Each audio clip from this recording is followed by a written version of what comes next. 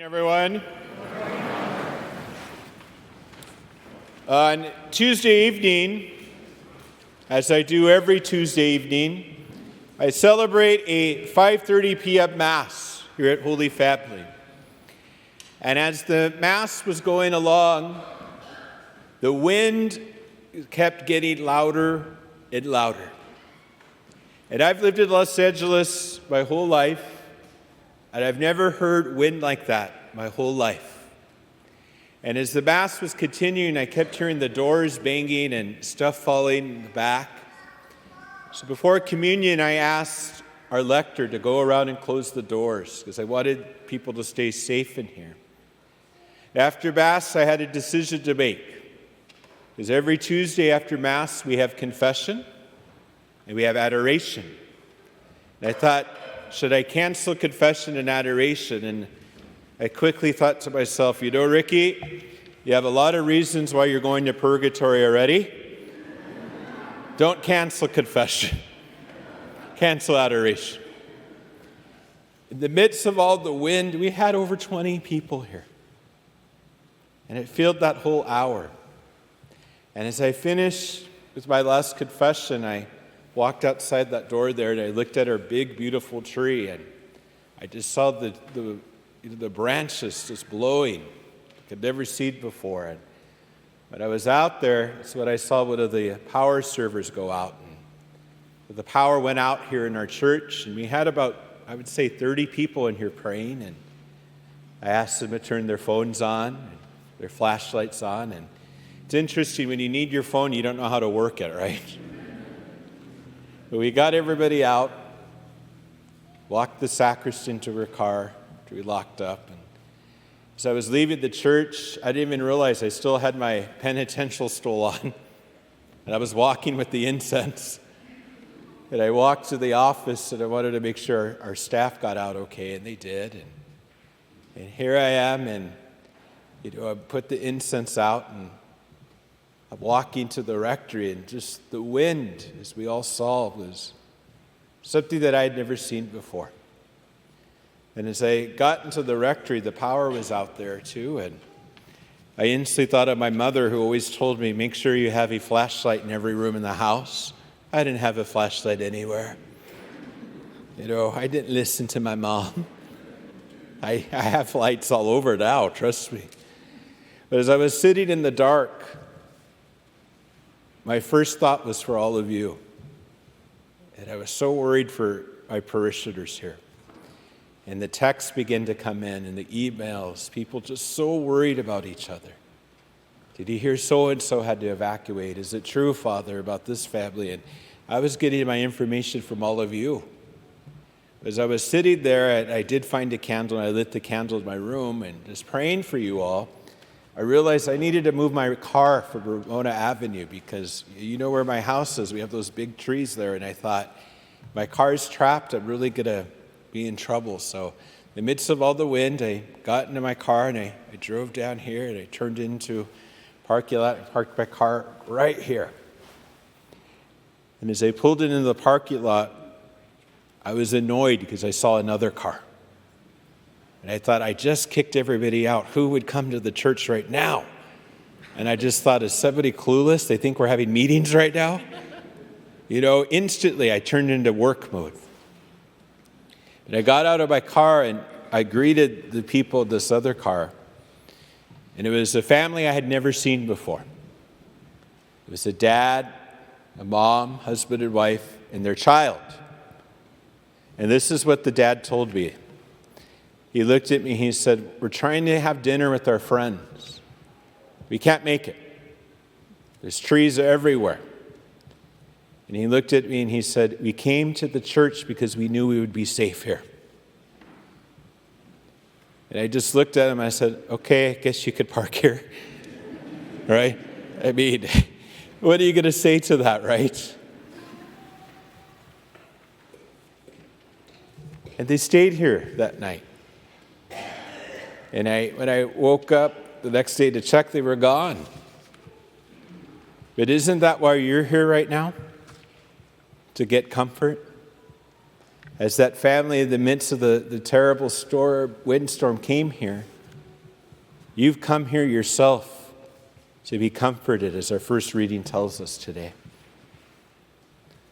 Because let's be honest, this past week has been really tough, has it not?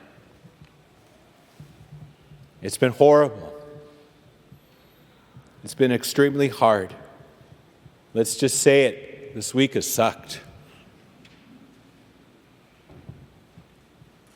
But one thing remains, and will never ever change, or nor will ever be taken away from us, is that Jesus is always there for us.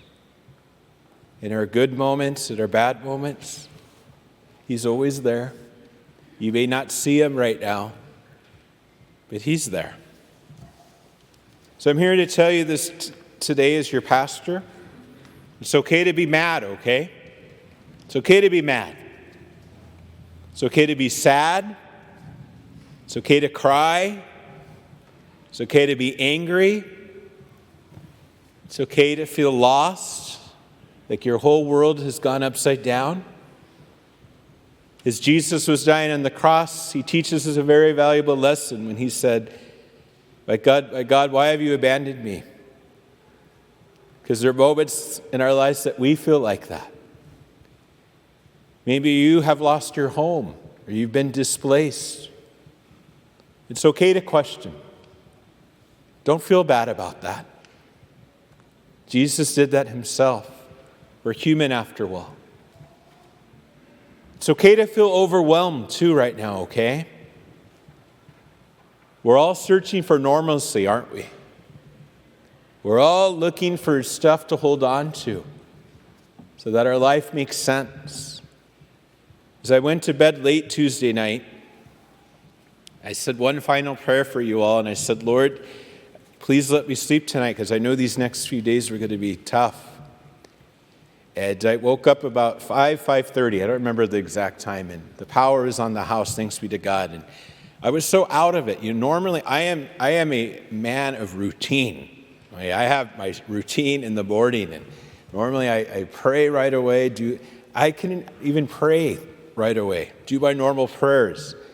And somehow I grabbed my phone, and I ended up on Uber Eats, and I found somebody delivering McDonald's in the midst of the storm.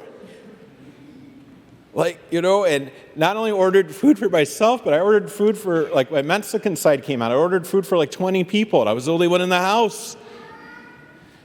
Because I just needed some normalcy. We're all looking for that right now. When our lives have been changed upside down, we just need stuff that's going to give us comfort.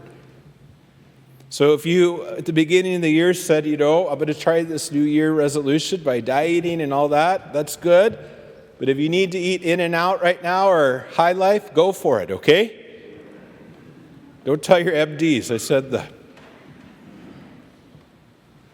I escaped to, many of you have been asking how my family's doing, but my family doesn't live in this area. They live in the South Bay. And I needed my parents for a little bit on Thursday. I needed to see my family. And I went for a couple hours, and the fact that the sky was blue out there, I sat in my car and I just cried. Something that we take for granted every day, right? Looking at the sky. So normalcy will come back one day. It's okay to have survivor's guilt too. Many of you have been saying, why is my house okay? But my neighbor, my family, they lost everything. They're good people. Why them, not me? That's part of the human journey. We're never going to know why. But what we can do is show our love to those who have been affected. Every single one of you in this church has been affected, either directly or indirectly, by people that you love. A lot of you are out of your homes right now. But if you're not, that's okay too. You're doing your part. These are all human emotions. I've shared this before, but I'm going to get a little personal today. I survived a fire 14 years ago.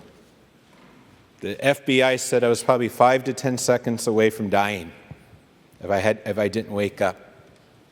I survived an arson, actually, at St. Jude Vianney Church in Hacienda Heights. And you know what, I woke up, I'll never forget it, it was 12:01 a.m., April 16th, 2011, and I woke up and, I grew up in a rough neighborhood, okay? So if you hear glass shatter in the middle of the night, you think someone's breaking in. So my hood instincts popped in, right? Thought, who's coming in? And I turned around and the whole church was on fire. And many of us have been asking, in a fire, what do you want to take out? And the reality is, you just want to live, don't you? You just want your loved ones to be alive. I remember I had a raggedy, I think it was a UCLA basketball t-shirt. I grabbed the first pair of shorts. I had shoes, no socks on, and as the sun was beginning to come up, I begged the authorities, please let me back into the rectory. The rectory caught fire, but they were able to save it. The church, complete loss. And I said, I wanted to look like a priest for my parishioners. And they let me back into the house, and I was in such shock. And I see the shock in many of you today. And I just wanted to grab my priest clothes, and he said, I'll give you 5 minutes. Well, it was about minute 10 where they started to bark at me, you need to leave now. And I didn't even grab my passport or my birth certificate. You know what I grabbed? Dodger tickets. I missed when they printed the tickets out. Remember those days? And my mom was like, that's what you grabbed? And I said, well, I need some normalcy in my life. It was like opening series soon. And many of you are feeling like that too. You're just grabbing anything that makes sense to you. Don't feel bad about that, okay? The greatest lesson I learned about that fire is I was able to, a couple days later, we went into the church and the tabernacle was completely burned, but the ciborium, as burnt as it was, people were asking about the Blessed Sacrament, the Eucharist. We opened that ciborium and all those loose consecrated hosts were now charred, but they became one. They were stronger than ever. And that's what's happening to you right now. We as God's people are becoming stronger because of this. This area is going to rise again. Los Angeles, the city that I love, born and raised, we're not going anywhere. We're going to be better for this. There are moments in my life, and it gets rarer and rarer, that I do have flashbacks to that fire. Sometimes in the middle of the night, very rare now, I'll wake up in a sweat and I panic. So be patient with yourself. Trauma is real.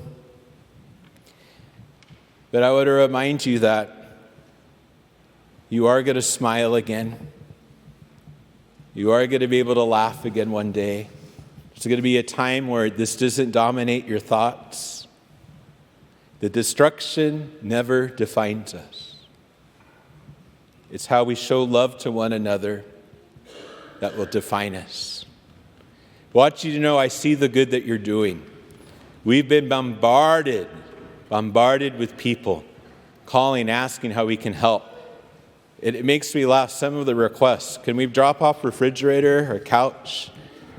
I called the family said, well, I'd like it, but we have nowhere to put it. They said something worse, but if I said it in church, you'd write a letter to the Archbishop, all right? People want to help.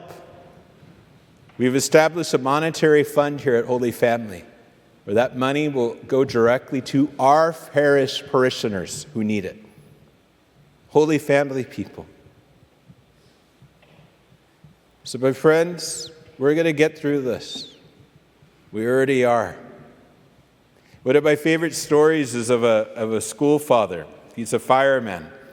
And when he was out there battling the fire, he realized that one of the neighborhoods he was in, a Holy Family, a school family, that was their house. He was able to save that house of his child's classmate.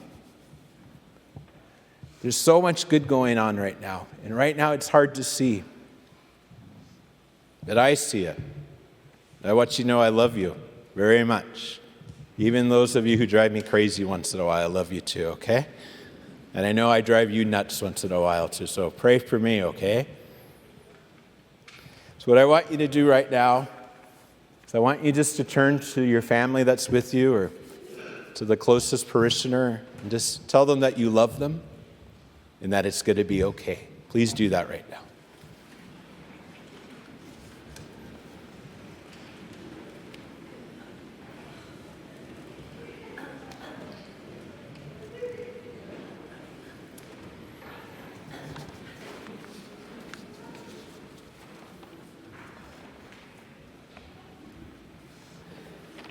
So I want you to know I'm here for you. Monsignor Clement's here for you. Father Leo is here for you. Father Gerald called from Nigeria. He sent his love and prayers. So we're going to get through this together. Amen? Amen. Let us stand as we profess our faith.